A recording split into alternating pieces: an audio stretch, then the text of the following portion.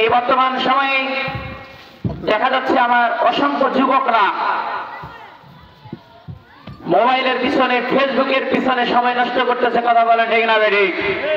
আমার ভাইয়েরা, একদিন না একদিন এই পৃথিবীর জমিনে আপনি থাকবেন না, কিন্তু এই মোবাইলের মধ্যে যাহা কিছু আপনি ফেসবুকে বাজে কমেন্ট করতেছেন এগুলো কিয়ামত পর্যন্ত থাকবে। কথা বলেন ঠিক না বেঠিক? এই জন্য আমার ভাইয়েরা, আমি উদাহরণ আহ্বান জানাচ্ছি, আমি আপনার মতন একজন যুবক, অন্তপক্ষে আজকে আপনি মোবাইলটা থেকে একটু বিরত থাকেন। আপনারা এই মাহফিলে আসেন। নিঃস্ব মুসলমান হারিয়ে সম্মান, আর কতকাল করবে তুমি ঘুমানোর ভান।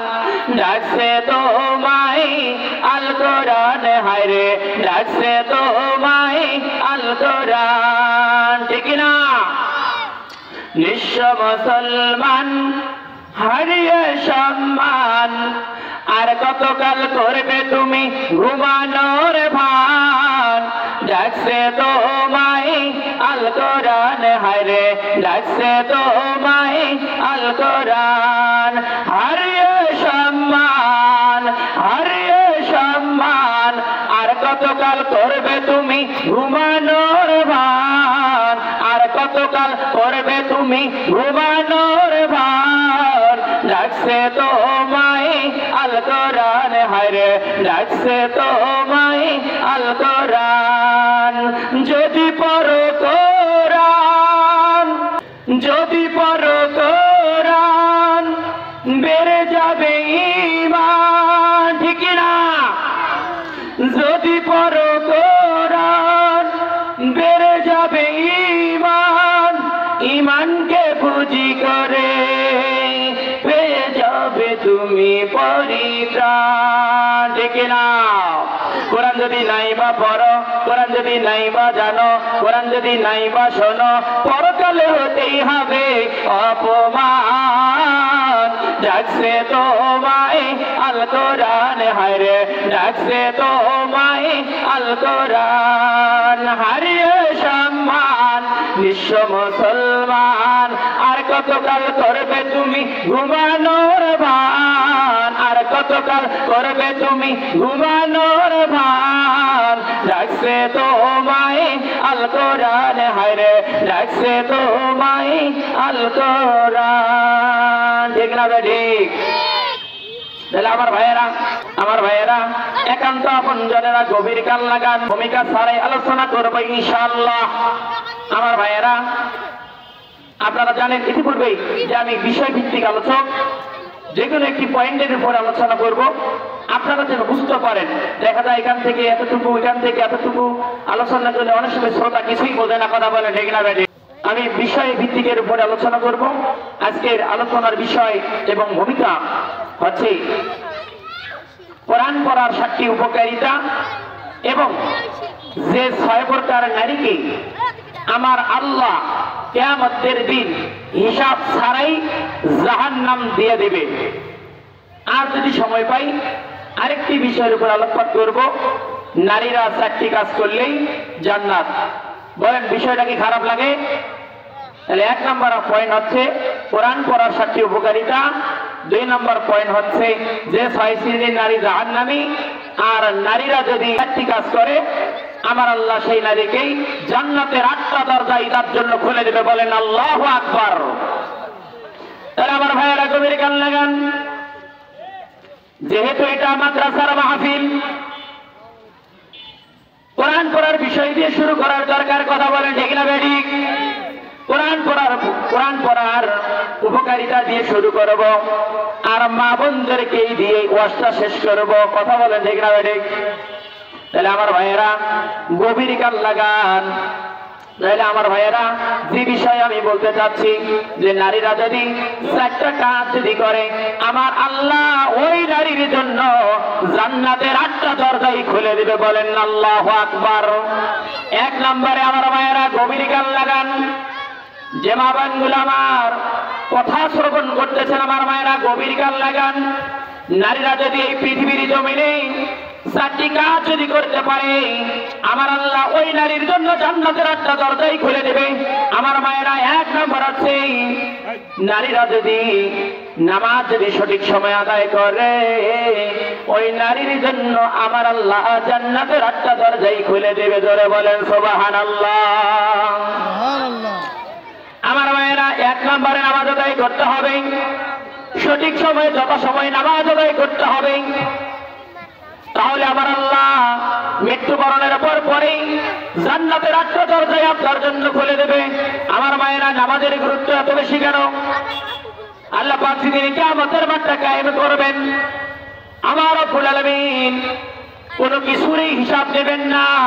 সর্বপ্রথম রব্বুল আলামিন যেই হিসাবটাই নেবেন, সেই হিসাবটাই হচ্ছে নামাজের হিসাব করা। বলেন ঠিক না বেঠিক? আমার ভাইয়েরা, সঠিক সময় নামাজ আদায় করতে হবে, কেননা নিশ্চয়ই নামাজ অশ্লীল খারাপ কাজটাকে বিরত রাখে। কথা বলেন ঠিক না বেঠিক? ইন্নাস সালাতা তানহা আনিল ফাহশাই ওয়াল মুনকার। আল্লাহু আকবার। আমার ভাইয়েরা, নামাজ অশ্লীল গৃহীত কাজ থেকে একটি উদাহরণ দিলে আপনারা বুঝতে পারবেন। আমার ভাইয়েরা, কিতাবের ঘটনা, এক যুবকের চোখের মধ্যে এক ইমামের স্ত্রী পড়ে গিয়েছে। ওই যুবক ওই নারীকে 4টি প্রশ্ন করেছে। 1 নম্বর প্রশ্ন হলো, ও মহিলা, তোমার স্বামীর সংসার ছেড়ে দিয়ে আমার কাছে আসতে হবে, নইলে আমার সাথে জিনায় লিপ্ত হতে হবে, নইলে আমাকে বিবাহ করতে হবে। 4 নম্বর, নইলে যে তোমার স্বামীকে হত্যা করে হলেও আমি তোমাকে আমার কাছে নিয়ে নেব। আমার মায়েরা, নামাজ কিভাবে মানুষকে হেফাজত করে, একটা বারের জন্য গভীর কান লাগান মায়েরা। এই যুবক 4টি প্রশ্ন করেছে। এক পর্যায়ে যুবক প্রশ্ন করে চলে গিয়েছে। মহিলা ঘরের ভিতরে দরজা বন্ধ করে এবারে অঝর না কান্নাকাটি করতেছে। ওই মহিলার স্বামী হুজুর মসজিদের মধ্যে নামাজ আদায় করতে গিয়েছে। ইশার নামাজ পড়ার পরে তাফসীর গ্রন্থকার বলেন যে নামাজ শেষ করার পরে বাড়িতে যখন ফিরলেন, ফেরার পরে দেখে যে বিবি অঝরনায় কাঁদতেছে। স্বামী জিজ্ঞাসা করেছে, বিবি রে, কি হয়েছে তোমার, বলো না বলো। স্ত্রী বলতেছে, স্বামী গো, তুমি নামাজে চলে গিয়েছ। এক পর্যায়ে এক যুবক আমার গৃহে প্রবেশ করেছিল, করার পরে আমার 4টি প্রশ্ন করেছিল।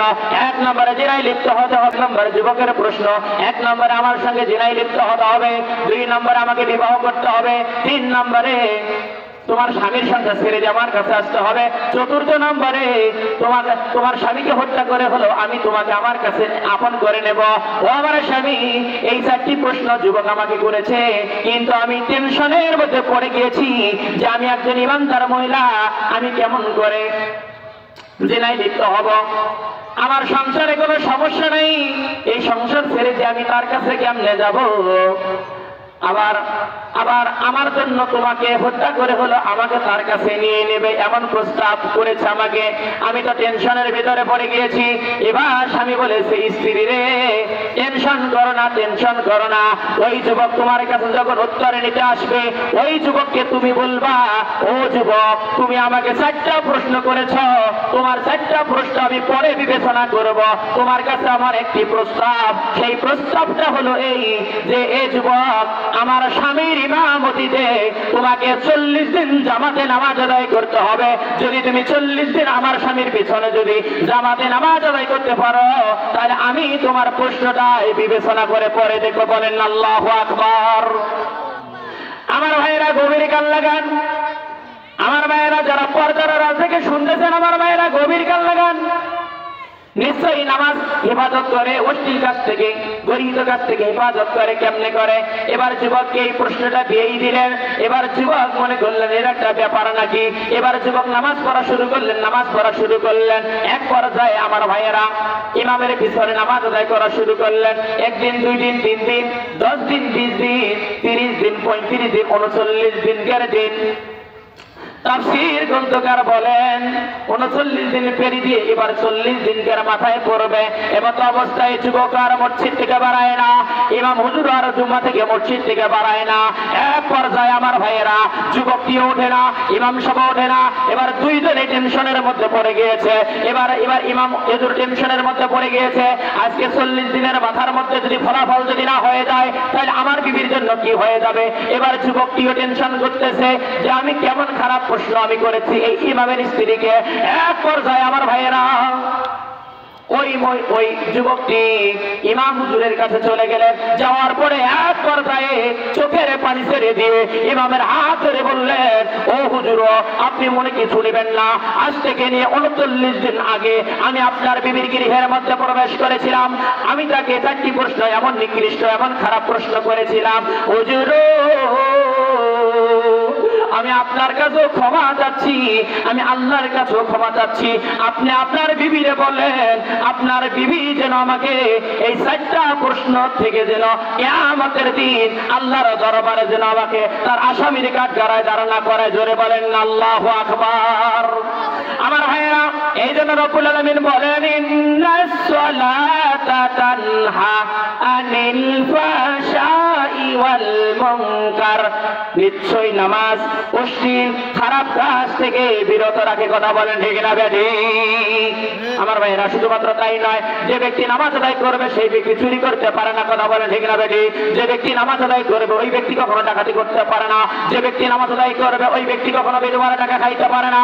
যে ব্যক্তি নামাজ আদায় করবে ওই ব্যক্তি কখনো মানুষের বিধবার ভাতা ইতিম মিসকিনের সম্পদ কলমের ঘুদায় খাইতে পারে না। কথা বলেন ঠিক না বেঠি?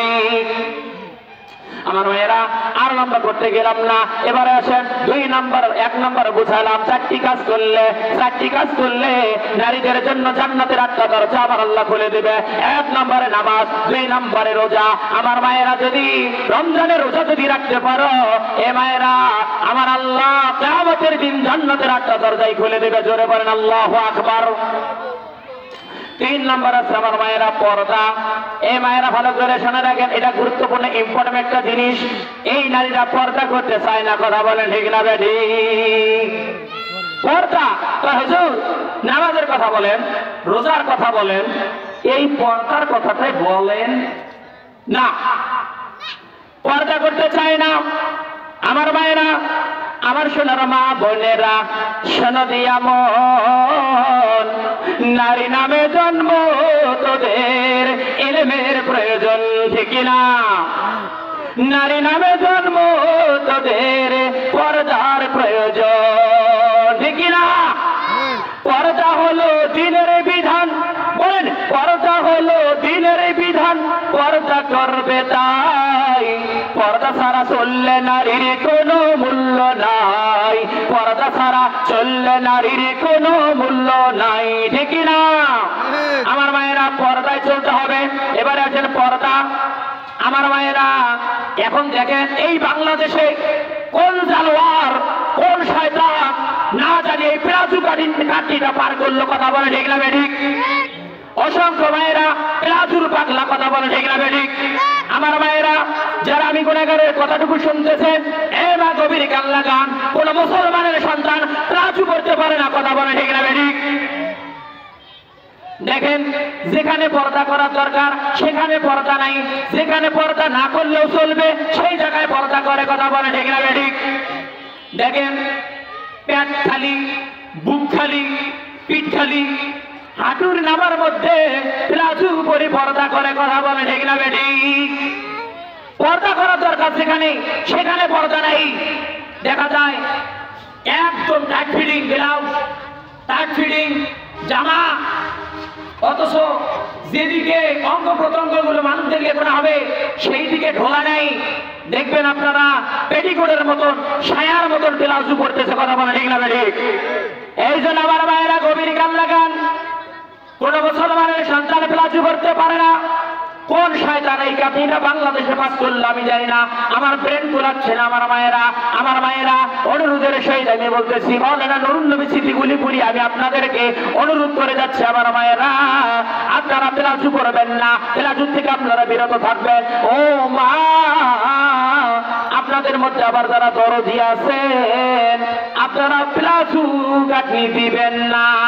এ মায়েরা প্লাজু যদি আপনারা না কাটনি দেন, প্লাজুটা যদি তৈরি করে না দেন, এ মায়েরা তাতে আপনার কি এমন ক্ষতি হবে? একটা প্লাজু বানাইলে আপনার কয় টাকা দিবে? 50, 60, 100 টাকা দিবে। কিন্তু 100 টাকা দিয়ে একটা প্লাজু তৈরি করে দিয়ে ওই প্লাজুটা যতদিন পর্যন্ত ওই নারী ব্যবহার করবে এর গুনার ভাগ তোমাকেই নিতে হবে। কথা বলে ঠিক না বেটি? তাহলে আমার মায়েরা আমি অনুরোধের সহিত বলতেছি আপনারা পর্দা করবেন, তাহলে পর্দা মানুষের সম্মান বাড়ায়। কথা বলে ঠিক না বেটি? এই কপালে টিপ করো না আর কপাল যেন সিজদা করে আল্লাহ তাআলা। ঠিক না বেটি? কপাল যেন সিজদা করে আল্লাহ তাআলার। খালি মাথা খোলা চুলে বাইরে যেও না, হেজা পরে বাইরে যেতে লজ্জা পেও না, হেজা পরে বাইরে যেতে লজ্জা পেও না। হেজাবি নিজে দেয় পরিচয়, হেজাবি নিজে দেয় পরিচয় তুমি মুসলমান। হেজাব তোমার লক্ষ গুণে বাড়াবে সম্মান, হেজাব তোমার লক্ষ গুণে বাড়াবে সম্মান। এই কপালে টিপ করো না আর কপাল যেন সিজদা করে আল্লাহ তাআলার, কপাল যেন সিজদা করে আল্লাহ তাআলার।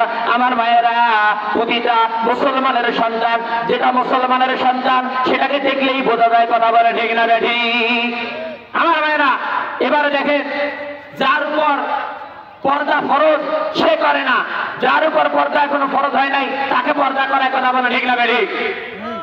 মনে করেন দাদি আর নাতনি মনে করেন এই সিলমারি থানার হাট বাজার গেছে, এখন যাইতেছে, দাদির বয়স মনে করেন 40 বা 50 ধরেন, আর নাতনির বয়স কেবলমাত্র। দেখা যায় অনেক সময় এই দাদির গায়ের মধ্যে বোরকা আছে আর নাতনির গায়ে কোনো বোরকা নাই। অনেক সময় দেখা যাচ্ছে যে বড় মেয়েও যায়, দেখা যায় 10, 12, 15 বছরই মেয়ে পর্যন্ত যায়। সাথে কথা বলে ঠিক না ঠিক? 15 বছরই 17 বছরই মেয়ে যুবতী মেয়ে দাদির সঙ্গে চলে যাচ্ছে, অথচ 16 বছরই নারীর গায়ে পর্দা নাই, 40 বছর 50 বছরের দাদির গায়ের মধ্যে বোরকা। কথা বলে ঠিক না বেটি? আচ্ছা বলেন, এই 50 বছরের মেয়েকে দেখে এই বাংলার জমিনের একজন যুবক প্রীতির করবে? করবে না। অথচ এই 17 বছরের যুবতীটাকে দেখলে সবার মনের মধ্যে একবার সাথ থাকবে, তার সাথে একটু ইডিশ পিডিশ করে কথা বলে ঠিক না বেটি?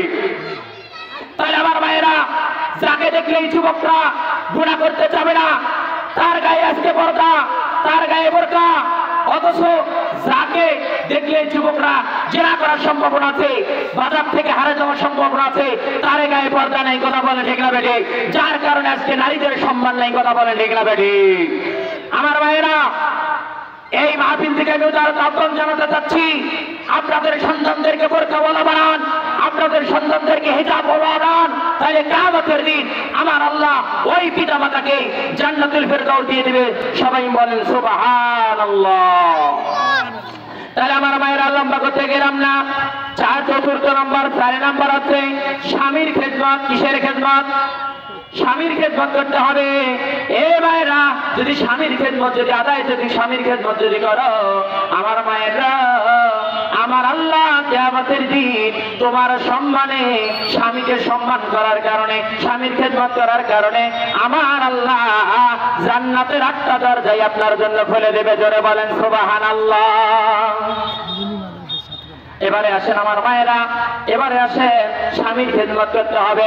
কথাটুকু আমি এই হাতে জমা রাখলাম, আমার একটু স্মরণ করে দিবেন, পরবর্তীতে এই আলোচনার মধ্যে ফিরব। কিন্তু আমার মায়েরা, আজকের এই মাহফিলটার শোনার বিষয় হলো, মাহফিলটার করার উদ্দেশ্য একটি, শুধুমাত্র নুরানির বাচ্চাদের উদ্দেশ্যে। কথা বলেন ঠিক না বেটি? নুরানির পক্ষে কয়েকটি কথা বলা দরকার, ঠিক না বেটি? এই মাদ্রাসার মধ্যে আমরা সন্তানদেরকে পড়াচ্ছি, আমাদের জন্য কি লাভ হবে? আমরা রিক্সা চলে, ভ্যান চলে, ঠেলা চলে, সন্তানগুলোকে পড়াচ্ছি, আমাদের জন্য কি লাভ হবে? এই লাভের কথা বর্ণনা দিচ্ছে আমার ভাইয়েরা। গভীর কান লাগান আমার ভাইয়েরা, আপনারাও গভীর কান লাগান। সন্তানদেরকে আপনারা মাদ্রাসা পড়ালে তোমার কি লাভ হয়ে যাবে? রাসূল করিম সাল্লাল্লাহু আলাইহি ওয়াসাল্লাম আম্মা জান আয়েশার সম্মুখে একটি হাদিস থেকে একটি কথা বলেছিলেন, হে আয়েশা, তুমি কি এটা জানো কিয়ামতের মাঠ যেদিন কায়েম হবে সেই দিন সমস্ত মানুষগুলো উলঙ্গ থাকবে। জোরে বলেন আল্লাহু আকবার। আমার ভাইরা, কিয়ামতের মাঠ যেদিন কায়েম হবে সেই দিন সমস্ত মানুষগুলো উলঙ্গ থাকবে। কারো গায়ে সুতা পর্যন্ত থাকবে না, এক টুকরা কাপড় পর্যন্ত থাকবে না।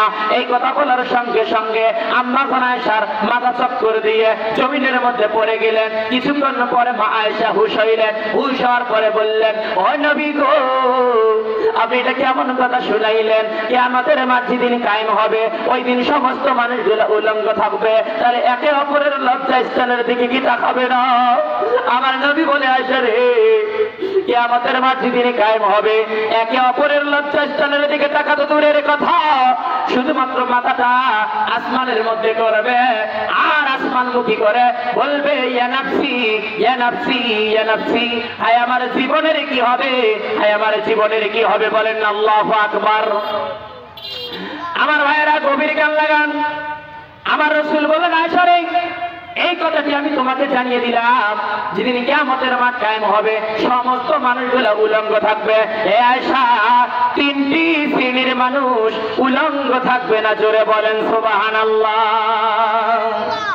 আচ্ছা বলেন, কিয়ামতের দিন যে তিন শ্রেণীর মানুষগুলা উলঙ্গ থাকবে না, উলঙ্গ হবে না, এই তিন শ্রেণীর মানুষকে চেনার দরকার আছে না নাই? আমার ভাইয়েরা, গভীর কান লাগান। তিন শ্রেণীর মানুষগুলো উলঙ্গ থাকবে না। আমার রাসূল বলে, আয়েশা জেনে রাখো, এক নম্বরে এই পৃথিবীর জমিনে যারা কোরআন পড়বে সেই সমস্ত মানুষগুলা উলঙ্গ থাকবে না। জোরে বলেন সুবহানাল্লাহ। হে আয়েশা, তুমি জেনে রাখো, দুই নম্বর আছে যে মানুষগুলা এই পৃথিবীর জমিনে কোরআনে কারীম মুখস্থ করবে, তার মানে আমার ভাইয়েরা, হাফেজে কোরআন গুলা যাদের সিনার মধ্যে 30 পারা কোরআন সংরক্ষিত আছে, যারা কোরআন মুখস্থ করবে, এমন নারী পুরুষ গুলাকে আল্লাহ উলঙ্গ রাখবেন না। এ ভাইয়েরা, গভীর কান লাগান। তিন নম্বর আছে ওই কোরআন পড়নেওয়ালা হাফেজের পিতা মাতাকে আমার আল্লাহ জান্নাতি সবুজ রেশমের পোশাক দিবে। শুধু জান্নাতি সবুজ রেশমের পোশাক গুলো আমার আল্লাহ দিবেন না, নূরের তাজ পরায়া আমার আল্লাহ জান্নাতুল ফেরদাউসের দিকে ধাবিত করে দিবেন। জোরে বলেন আল্লাহু আকবার। তাহলে আমার ভাইরা, গভীর কান লাগান। আপনাদের মেয়েদেরকে আপনারা মা তৈরি করে নেবেন। এ মায়েরা বাবার চাইতে মায়ের ভূমিকা হলো শিক্ষা জগতের মধ্যে বেশি কথা বলেন, ঠিক না বেঠি? এ মা, আপনাদের কাছে আমি অনুরোধের সহিত বলতেছি, যেহেতু বাবা বাড়িতে থাকে না, মা বাড়িতে থাকে, এই সন্তানগুলাকে মা তৈরি করতে পারে দিনের জন্য, আবার মায় নষ্ট করতে পারে। এই জন্য আমার মায়ের আমি উদারতা আহ্বান জানাচ্ছি, আপনার সন্তানদেরকে মাদ্রাসামুখী করেন, আপনার সন্তানদেরকে আপনি নুরানি মক্তবের দিকে ধাবিত করেন। তাই আমার মায়েরা, কিয়ামতের দিন আমার আল্লাহ তোদেরকে জান্নাতের পোশাক পরাইয়া জান্নাতের দিকে পাঠিয়ে দিবে। জোরে বলেন সুবহানাল্লাহ। এবারে আসেন, যদি সন্তানগুলোকে কোরআন না পড়ান তাহলে আপনার জন্য কি ক্ষতি হতে পারে? এ মায়েরা, হাসরের মাঠটা যেদিন কায়েম হবে ওই দিন কারো ব্যাপারে জান্নাত বরাদ্দ হবে, কারো ব্যাপারে জাহান্নাম বরাদ্দ হবে। ওই সময় সন্তানগুলো আপনার বিপক্ষে অভিযোগ করবে, করে বলবে, রব্বুল আলামিন, আজকে আমাদেরকে আপনি জাহান্নামের দিকে, জাহান্নাম কেন পাঠিয়ে দিচ্ছেন? আমাদের বাবা মা জীবনে আমাদেরকে মাদ্রাসার কথা বলে নাই, আমাদেরকে নুরানির কথা বলে নাই। যদি আমাদের আব্বা আম্মা আমাদেরকে যদি নুরানির কথা বলতো, মাদ্রাসার কথা যদি বলতো, তাহলে আমরা কোরআন পড়তাম, দ্বীনি শিক্ষায় শিক্ষিত আমরা হয়ে যেতাম, আমরা নামাজি হয়ে যেতাম, তাহলে আজকে আমাদেরকে জাহান্নাম দেওয়া লাগতো না। ইয়া রাব্বুল আলামিন, আমাদের বাবা আমাকে এই জাহান্নামের দরজার মধ্যে আপনি শুয়ে দেন।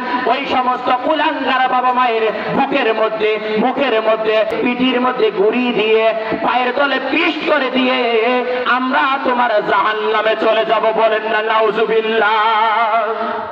তাহলে আমার মায়েরা সন্তানদেরকে কোরআন পড়াতে হবে। তাহলে আমার মায়েরা গভীর কান লাগান, সন্তানদেরকে কোরআন পড়াবেন। এবারে আসেন কোরআন পড়ার 7টি উপকারিতা। আমি ভূমিকায় বলেছি কোরআন পড়ার 7টি উপকারিতা। 1 নম্বরে কোরআন পড়লেই সওয়াব হয়, জোরে বলেন সুবহানাল্লাহ। কোরআন পড়লেই কি হয়? কোরআন পড়লেই সওয়াব হয়। 2 নম্বরে বন্ধুরে, কোরআন যে ব্যক্তি পড়ে আর পড়ায়, 2 জন ব্যক্তি এই জমিনের উপরে আসমানের নিচেই সর্বোৎকৃষ্ট, জোরে বলেন সুবহানাল্লাহ। যে ব্যক্তি কোরআন পড়ে আর পড়ায়, ওই ব্যক্তির চাইতে আর ভালো মানুষ একটিও পৃথিবীর মধ্যে নেই। আমার নবী নিজেই বলেন, ফাইদুকুম মান তাআল্লামাল কুরআনা ওয়া আল্লামাহু, তোমাদের মধ্যে ওই ব্যক্তিটাই উত্তম যে নিজে কোরআন পড়ে এবং অপরকে শিক্ষা দেয়, জোরে বলেন সুবহানাল্লাহ। 3 নম্বর বন্ধুরে, 3 নম্বর হচ্ছে কোরআন যারা পড়ে, কোরআন তাকে কিয়ামতের দিন সুপারিশ করে আল্লাহর জান্নাত ধরে যাবে, জোরে বলেন সুবহানাল্লাহ।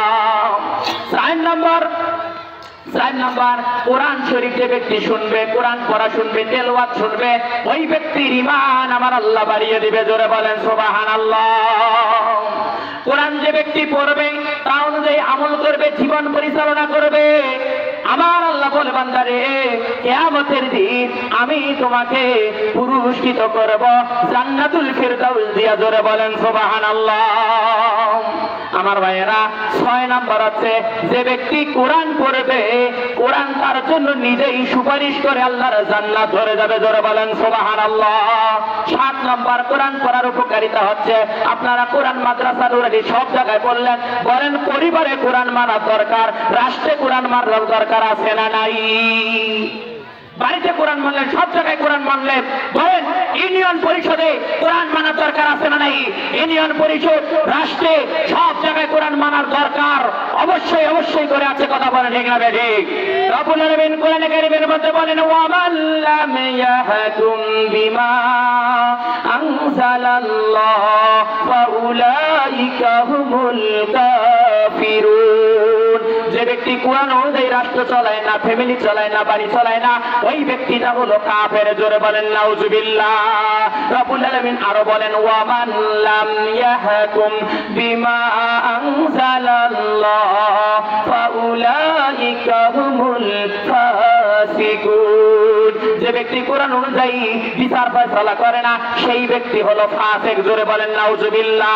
রব্বুল আলামিন আরো বলেন, ওয়া মান লাম ইয়াহকুম বিমা আনজালাল্লাহ ফাউলাইকা হুমুল যালিমুন।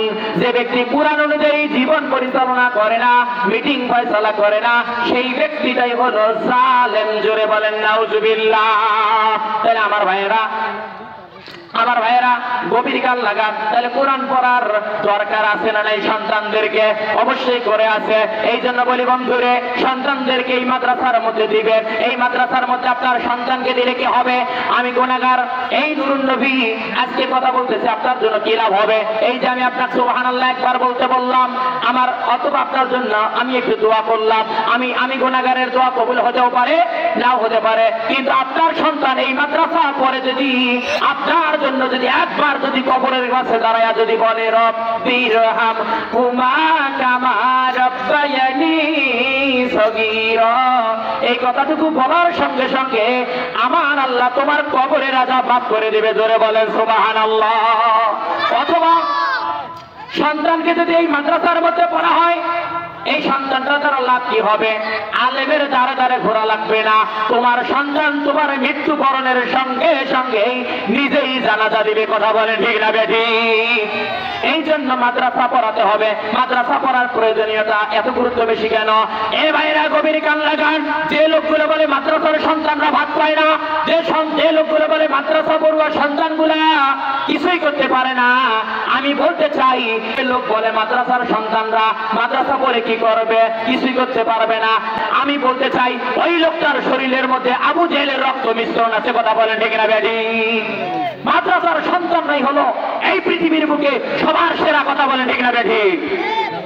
আমার ভাইয়েরা, আর আমি লম্বা করতে গেলাম না, এই জন্য আমি অনুরোধের সহিত বলতেছি, এই মাদ্রাসাটার প্রতি যদি আপনারা চোখ দেন, মাদ্রাসাটার প্রতি যদি আপনারা দেখাশোনা করেন, এই ভাইয়েরা কিয়ামতের মাঠ যেদিন কায়েম হবে, পৃথিবী আসমান এই দুনিয়াটা সবের কিছু ধ্বংস হয়ে যাবে, অট্টালিকা ধ্বংস হয়ে যাবে, বিল্ডিং ধ্বংস হয়ে যাবে, দুইটা জিনিস তাফসীর গ্রন্থকার বলেছেন ধ্বংস হবে না, এক নম্বরে মসজিদ, দুই নম্বরে নবীর ঘর মাদ্রাসা। কথা বলেন ঠিক না বেঠি?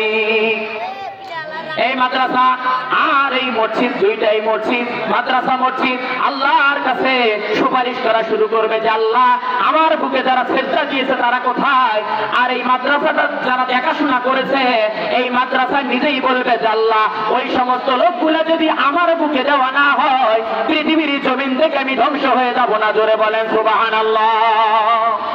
আমার ভাইয়েরা, তাহলে মাদ্রাসার মধ্যে সন্তান গুলা দিয়ে দিবেন, আমি অনুরোধের সহিত বলতেছি।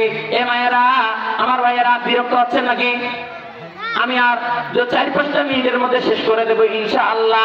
অসংখ্য মা গুলা চলে এসেছে, মাদের ব্যাপারে আমি ওয়াজ করতে যাব না, শুধুমাত্র আমি এই পয়েন্ট গুলো জানাইয়া দিচ্ছি। এ মা, গভীর কান লাগান, আপনারা যারা হাত মোজা পরেন, পা মোজা পরেন, আপনারা নিজেরাই নেককার দাবি করেন আমরা হাত মোজা পরি, আমরা পা মোজা পরি, আমরা মনে হয় জান্নাতি। এ মা, না না না, হাত মোজার পা মোজা পরলেই জান্নাতি হওয়া যায় না। কথা বলেন ঠিক না বেঠি? জান্নাতি যদি হতে চাও, এ মায়েরা গভীর কান লাগা, ওই পূর্বের একটা শর্ত আপনাকে মানতে হবে, নামাজ, রোজা, পর্দা, স্বামীর খেদমত, হলে জান্নাতি। এবারে আসেন, আল্লাহ পাক কিয়ামতের মাঠ যেদিন কায়েম করবে, ওই দিন 6 শ্রেণীর নারীকে আমার আল্লাহ বিনা হিসেবে জাহান্নাম দিয়ে দিবে। এই 6 প্রকার নারী চেনার দরকার আছে না নাই? কথা বলেন। অবশ্যই চেনার দরকার আছে।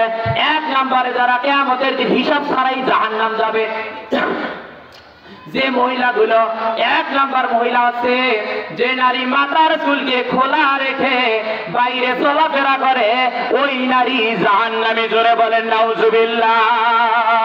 খালি মাথা খোলা চুলে বাইরে যেও না, এটা পরে বাইরে যেতে লজ্জা পেও না। খালি মাথা খোলা চুলে বাইরে যেও না, এটা পরে বাইরে যেতে লজ্জা পেও না। হিজাব নিজে দেয় পরিচয় তুমি মুসলমান, এটা তোমার লক্ষ্য গুণে বাড়াবে সম্মান। ঠিক না বেঠি? আমার ভাইয়েরা, মাথার চুলকে খোলা রেখে যদি বাইরে যাও, তাহলে আপনারা জাহান্নামী হয়ে যাবেন, আমার আল্লাহ ঘোষণা করেছে। এ মায়েরা, 2 নম্বর হচ্ছে মায়েরা গভীর কান লাগান, যারা স্বামীকে সম্মান করতে চায় না, এমন নারীরাই জাহান্নামী। জোরে বলেন নাউজুবিল্লাহ। এমন নারী কি নাই এই এলাকায়? স্বামী কয় কে, এই গোলামের বেটা, এই মোর মায় তো মজলিসে রে, এমন মহিলা আছে না নাই? এ মা, যারা স্বামীকে সম্মান করতে চায় না, এমন নারী জাহান্নামী। যতর করে তুমি হাজির মেয়ে হও, যতর করে তুমি মৌলানার মেয়ে হও, যতর করে তুমি তাহাজ্জুদ পড়ো, যতর করে তুমি বুজুর্গি দেখাও না কেন, স্বামীকে সম্মান না করার কারণে আমার আল্লাহ তোমার সমস্ত আমল বরবাদ করে দিয়া জাহান্নাম দিয়ে দেবে। জোরে বলেন নাউজুবিল্লাহ। 3 নম্বর আমার মায়েরা, 3 নম্বর আছে আমার মায়েরা, যারা স্বামীকে বাদ দিয়া পরপুরুষকে নিয়ে হাসি তামাশা করে, এমন নারীরা জাহান্নামী। জোরে বলেন নাউজুবিল্লাহ। আচ্ছা আমার ভাইরা বলেন, এই এলাকার মধ্যে, এই সিলভারের মধ্যে স্বামীকে বাদ দিয়া হাসি তামাশা করার মহিলা কি নাই? মেলা আছে, অসংখ্য, হাজার হাজার। আপনার এলাকার মানুষ ভালো বলার কোনো প্রয়োজন নাই, আমার উলিপুরে এগুলো মেলারে ভাই। তাহলে আমার ভাইয়েরা, এ মা গভীর কান লাগান, যারা নিজের স্বামীকে বাদ দিয়া অন্যের স্বামীকে ধরে যারা হাসি তামাশা করে, তারা জাহান্নামী। এই নারীগুলো দেখবেন এই পৃথিবীর বুকে 2 জন পুরুষকে নিয়ে বেশি হাসি তামাশা করে, 1 হলো দেওর, 2 হলো বউ নাই। কথা বলেন ঠিক না বেঠি? ও মা, দেওরের মোটরসাইকেলের পাশে বসে এই চ্যাংড়াটা হঠাৎ করে ধরে গার গরতে গাছ পিঠির মধ্যে এই তৈরি পরে। ঠিক না বেঠি? ওই চ্যাংড়া তো আরাম পায়, নরম গাও গাছ লাগে, বোঝেন না? তুলতুলে গাছ। ঠিক না বেঠি? এই মায়েরা দেওরের মোটরসাইকেলের পিছনে বসে পাগলা। কথা বলেন ঠিক না বেঠি? দুই নম্বর আছে আমার ভাইয়েরা রে, দুই নম্বর আছে বউনার গাড়গোড় বসার পেলে আর কথা বলেন ঠিক না বেটি? অথচ রাসূল বলেছে দেওর আর বউ নাই তোমার জন্য ভয়ঙ্কর, কথা বলেন ঠিক না বেটি? ও মা বউনের ওঠে যায় আবার কি করে জানেন, এখন গুয়ে চেকত করি চাপায়, আর এখন গুয়ে সুন্দর করি নে, আর বাটা বলে বলে বাটা বলে বলে বাটা ভরা পান দুলে ভাই খাও বাটার পান, ঠিক না বেটি? এ মা গভীর কান লাগান, বউনার কাছে যান, কি হাসি তামাশারে আরো কয় দুলে ভাই তোমরা একলা এসছেন, আপু ধরিয়ে আসলেন হয়, এমন বেয়াদব আছে না নেই? জিন্দিগিতে স্বামী সালাম দিবেন নয়, কিন্তু কিস্তিওয়ালা সালাম দেওয়ার জন্য রেডি, কথা বলে ঠিক না বেটি? কিস্তিওয়ালা টাকা কি স্যার আসসালাম আলাইকুম স্যার, তোমাকে এক সপ্তাহ পরে দেখলাম স্যার শুকিয়ে গেছেন গো স্যার, কিছু মনে খান নাই, এমন বেয়াদব আছে না নেই? স্বামী কি খাইলো না খাইলো স্বামীর কোনো খোঁজ নাই, কিস্তিওয়ালা সালাম দিয়ে কয় স্যার শুকিয়ে গেছেন, এই নারীটাই জাহান্নামী, কথা বলেন ঠিক না বেটি? স্বামী ঢাকায় থাকে, অন্তপক্ষে স্বামী একটা বারের জন্য ফোন দিয়ে কত দরকার, গো রাকিবুলের বাপ আও গো রাকিবুলের বাপ তোমরা কেমন আছেন গো, তোমার আও কেমন খালি সানাত সানাত করি বাসে, তোমার শরীর যে মনে খারাপ, কথা এই কথা কি কয়? আরে আর কিছু মহিলা আছে প্রবাসী ভাইদের ব্যাপারে আমি বলতেছি, যারা বিদেশে থাকে, দেশ থেকে বাইরের দেশে থাকে, এরা যাবার সময় বউ কিরে কারে দিয়ে গেছে, আরে মাইয়েক মাইয়েক কিরে কারে দিছে, আকিবুলের মা, আকিবুল বোঝেন না, আকিবুল আকিবুল, আকিবুলের মা মুই তো বিদেশ যাং, এই যে মোবাইল কিনে দিন, এই যে মোবাইল খালি মোরের সাথে আওকারবো আর কারোর সাথে, খালি রাকিবুল বিদেশ যাওয়া বিদ্যু এপাশে এমবি নিয়ে আর একজন কার সাথে মোবাইলের মধ্যে ইডিস পিডিস কথা বলেন ঠিক না বেঠি? এই ভাইয়েরা স্বামীর কাছে তোমরা জবানবদ্ধ হয়েছো, তোমরা বলেছো স্বামী যাও, আমি এই ইজ্জত এই সম্মান আমি নষ্ট করবো না, স্বামীকে শুধু বিদেশ পাঠার পরেই তোমরা স্বামীর টাকার মোবাইল, স্বামীর টাকার এমবি, স্বামীর টাকার পোশাক পরে তোমরা পরপুরুষের সাথে যা করতেছো, কিয়ামতের দিন আমার আল্লাহর দরবারে তোমাকে যে আকারের কাতারে দাঁড়াতে হবে, কথা বলে ঠিক না বেটি? আবার মায়েরা আমি স্বামীদের ব্যাপারে বলতেছি, অনেক ভাইয়েরা আছে নিজের সুন্দরী মকমকা বউ থুয়ে মানুষের বউয়ের পিছনে ঘরে, কথা বলে ঠিক না বেটি?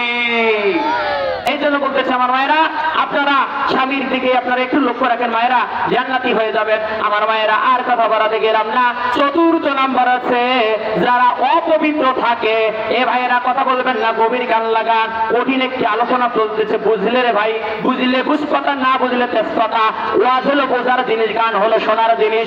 এ মায়েরা গভীর গান লাগান, যে নারী অপবিত্র থাকে, ফরজ গোসল করতে চায় না, যে বেটি সব ফরজ গোসল করতে চায় না, 10টা 8টার সময় 9টার সময় ফরজ গোসল করে, এ মায়েরা এই নারীটা কিয়ামতের দিন বিনা হিসাবেই জাহান্নামী হয়ে যাবে, জোরে বলেন নাউজুবিল্লাহ। এ মায়েরা ফরজ গোসল না করলে ওই বাড়িতে আল্লাহর ফেরেশতা সকালবেলা জান্নাতি রহমত আর বরকত ধরে আসে না, কথা বলেন ঠিক না বেটি? এই জন্য মায়েরা আপনারা ফরজ গোসল করবেন, দ্রুত ফরজ গোসল আপনারা রাতে রাতেই করে নেবেন, কালকে 8টা পর্যন্ত আপনারা থাকেন না, 8টা বলতে জ্বর হয়ে যায় আমার মায়েরা। তাহলে আর লম্বা করতে গেলাম না, পঞ্চম নম্বরে যারা মিথ্যা কসম আল্লাহর নামে খায় ওই নারীগুলো জাহান্নামী, ওই নারী জাহান্নামী। এমন নারী আছে না নেই? বারবার মিথ্যা কসম খায়, ভাই আল্লাহর কিরে আল্লাহর কিরে, জানি রাখবেন আমার ভাইয়েরা, কোন মুসলমান কিরে কাটতে পারে না। আমার নবী বলেছে যারা যারা মুনাফিক তারা মিথ্যা কথাকে সত্য বানার জন্য কিরে কারে, নবীজি বলেছে আমার উম্মতের মধ্যে যারা মুমিন হবে, ঈমানদার হবে, ঈমানদার সত্যই বিশ্বাসী ঈমানদার কখনো কিরে কাটতে পারে না, কথা বলে ঠিক না বেটি? কিরে কাটা যাবে না। তাহলে আমার ভাইয়েরা 6 নম্বর, আমার ভাইয়েরা 6 নম্বর আছে যারা অন্যের সুখ থেকে হিংসা করে, এমন নারী জাহান্নামী। আমার অসংখ্য ভাইয়েরা আছে দেখেন পরের সুখ দেখতে পারে না, বেটি সহ আরেক বেটি সহ শত্রু, কথা বলে ঠিক না বেটি? এই জন্য বলতেছে আমার ভাইয়েরা আপনারা পরের সুখ থেকে এরকম করবেন না, তাহলে আপনারা জাহান্নামী হয়ে যাবেন। 7 নম্বরে হচ্ছে আমার মায়েরা যে নারী যেভাবেই হোক স্বামীকে যদি খুশি না রাখতে পারে, স্বামীকে যদি আনন্দ দিতে না পারে, ওই নারী জাহান্নামী। এই জন্য আমার ভাইরা, স্বামী দুঃখ কষ্ট নিয়ে বাড়িতে ফিরছে, বাড়িতে ফেরার পরে তোমার মুখ যদি কাউকে কালা দেখে, তাহলে বলেন স্বামীর মনের মধ্যে আরো দুঃখ লাগবে কি লাগবে না? এই জন্য আমার ভাইরা, স্বামী যতই কষ্ট নিয়ে বাড়িতে ফিরুক, বাড়ি ফেরার সঙ্গে সঙ্গে আপনাদের দুঃখকে চাপা দিয়ে স্বামীর মুখে আপনারা হাসি ফুটে তোলাবেন, তাহলে আপনারা জান্নাতি। আর স্বামীর মুখ দেখে যদি আপনারা কাউকে কালা করেন মুখে, তাহলে আপনারা হয়ে যাবেন জাহান্নামী। ওমা আলাইনা ইল্লাল বালা। আমি আমার সংক্ষিপ্ত আলোচনা এখানে সমাপ্তি ঘোষণা করলাম। আল্লাহ পাক যেন আপনাকে আমাকে এই কথাগুলো আমল করার জন্য তৌফিক দান করে। সবাই বলেন আল্লাহুম্মা আমিন।